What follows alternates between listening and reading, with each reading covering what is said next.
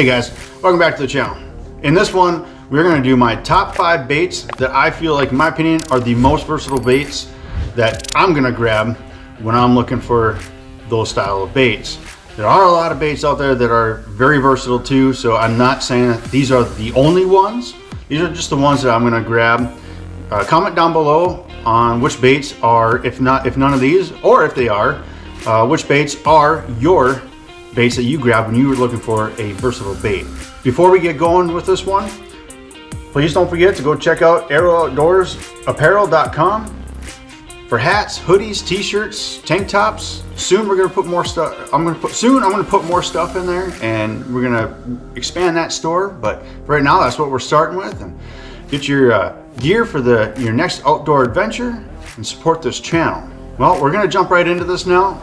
And I'm going to start, so these baits aren't in order, but I am going to start out with a couple that I already do have rigged. A lot of these baits I do have rigged in the box. Sometimes I just don't want to take them out. But I do have 2 that are already out. And the first one we're going to start with is the Texas rig. Now, there's a lot of different versions of the Texas rig. You can throw a swim bait, you can throw a craw, you can throw a worm. This happens to be one of my flipping and pitching rigs. So right now I've got a 3/4 ounce punching weight pegged to a 4/0 Guggen heavy hammer hook, and then I've got a beaver style bait on there. This one happens to be the bandito bug, black and blue. If I don't know what color they're gonna bite on the lake that I'm going to, I always throw in black and blue, and then I go from there. If I feel like there should be a fish in that one spot, and they're not biting this black and blue one, I will change colors and try that out. If that doesn't work, I'll just change baits or retrieves or whatever. But the Texas rig, and I know this is on my punching rig, but I'm just gonna expand it to a Texas rig, because the Texas rig to me is the most versatile lure that I'm gonna grab. I can use it for punching. I can use it to drag worms. I can use it to throw craws around docks. Worms go around docks too. They're just so versatile. You can throw them just about anywhere, really. Not just about, you can throw them anywhere. Certain areas, like say rocky areas, you're gonna wanna be careful so you don't get the weight stuck between the rocks. You can throw them in wood, you can throw them around docks, rocks, weed cover, pads, you name it. And you know, depending on where you're throwing to, you know, figure out what weight you want to throw. A lot of times, if I'm just going to throw a Texas rig, a regular Texas rig, not punching, I'm going to start with a 1/4 ounce weight. I always start with the 1/4 ounce weight, and then I'll move up from there. But when I'm punching, it's 3/4 or 1 ounce to start out with, and then I'll go from there. I live up in North Dakota and Minnesota, so up here we really don't need big punching weights like 1.5 or 2 ounce punching weights. We don't have a use for that up here, so I don't have them rigged up. But I have some in the box just in case I go somewhere where we need it. So that's why I start out with 3/4 ounce to a 1 ounce weight on a punching rig. Texas rig, I'll start with a 1/4 ounce. Super versatile because the worms, you can just drag them. And I've gotten a ton of bites just by dragging the worms. You can swim them too, like the speed worms. You can swim those. You throw them in heavy. I don't throw them inside heavy cover unless I'm throwing on really heavy line. And if I'm swimming, I'll do that if I'm dragging them. But if I'm swimming them through, I usually throw that on like a, like a 20-pound braid to probably about a 14-pound fluorocarbon leader. And you know, sometimes 14-pound can be a little bit much, but I am throwing it around weeds, but I'm not throwing it into the heavy weed cover either. So I feel like if I'm gonna swim a worm, that's what I'm gonna throw it on. Otherwise, I'll throw it on just heavy line. This happens to be 50-pound braided line that's on here right now. So one of my most versatile lures that I feel like is the Texas rig. The next bait that I'm grabbing here, remember, nothing's really in order. I'm not saying that they're ranking, you know, best to worst, worst to best, or whatever, or top 1 out of 5 or 5 out of 5. These are just, you know, based on just grabbing. There's no order to them. It all depends on the lake, which one I feel like is best. But this next one is the bladed jig. There's a ton of different brands out there that have bladed jigs. Just grab the one that you like, the one that you're more comfortable throwing. They all work pretty dang good. And this is black and blue. A lot of times I will throw a green pumpkin one as well, or a white and chartreuse. Honestly, those are really the only colors that I really throw for a bladed jig, and they're so versatile too. You can throw these in and out of weed cover. I mean, they don't really look that weedless, right? Because here's your line tie here, you know, and so it's going like this. It doesn't really look all that weedless, but it can pop through the weeds pretty good. You know, mostly sparse cover, obviously nothing heavy, right? Because you are going to get hung up then for sure. But these work great around weeds, sparse weeds, weed edges, boulders, rocks, open water, anywhere you want to go. These are very versatile. You can throw them anywhere, really. Most of these baits are like that. But I've thrown these a lot around wood, rocks, and docks, and weed cover. Those are the mostly where I'm throwing these. You know, they're not limited to that. You know, get creative and throw them wherever you want. So these are bladed jigs are one of is part of my top 5 for that reason, because for being that versatile, because it can be thrown anywhere. The line I'm throwing these on, it all kind of depends. If I'm around cover, I'm going to put them on 17-pound fluorocarbon line, and I go straight on these. I go straight fluoro. I don't have a leader or nothing. I go straight fluoro. But if I'm going to go more open water where I'm not around a lot of cover, I will pop it down to a 14-pound fluorocarbon line, and I also pop down to 14 if I'm throwing a lighter weight. So this is a 3/8 ounce. Sometimes I will throw a 3/8 ounce on a 14-pound fluorocarbon line. Usually I'm going to throw a 1/4 ounce on that, and sometimes a 1/4 ounce I will pop down even to 10-pound fluorocarbon line. Unless I'm on weed cover, of course, then I will up my line to 14 or 17. It's hard to throw a 1/4 ounce bladed jig on 17-pound fluorocarbon line without getting a bird's nest. So just keep that in mind. Adjust your line to where you're going to throw it and the size that you're throwing it, the weight of the bait. Really solid, versatile lure. This next one we're going to go over is just a simple jig and swim bait. Now I'm going to kind of combine this with the jig and straight tail swim bait. You know, kind of similar to what the guys are throwing the call in the hover rigs, the hover strolling, or whatever you want to call those. I mean, I'm going to include this one with that one. I don't have one rigged up right now to show you guys, but I've caught a lot of good fish off of this jig. This one in particular, actually, a chartreuse boxer jig head by BMC. This is a 1/4 ounce with this is a 3.8 trim down, but a 3.8 paddle tail swim bait, just white. I've got a lot of smallmouth off of this. This is one of my smallmouth go-tos if I'm just trying to size down and just try to see if I can get more bites, to figure out what the fish really want, figure out the size in the lake, and just figure out their whole attitude. I also get good bites with this on largemouth too. So this is a very versatile bait. This can be thrown anywhere, honestly. But I mean, do I need to name them? I mean, I was just saying you can throw it anywhere. It is still somewhat weedless too. I mean, you can throw this through heavy cover. You can't really throw it through heavy cover because you are going to hang up. But sparse cover, like say pencil reeds, this excels through there too. For largemouth, you're going to probably want a bigger swim bait on maybe a bigger jig head, but very versatile for all around. Okay, next one. One of my favorites.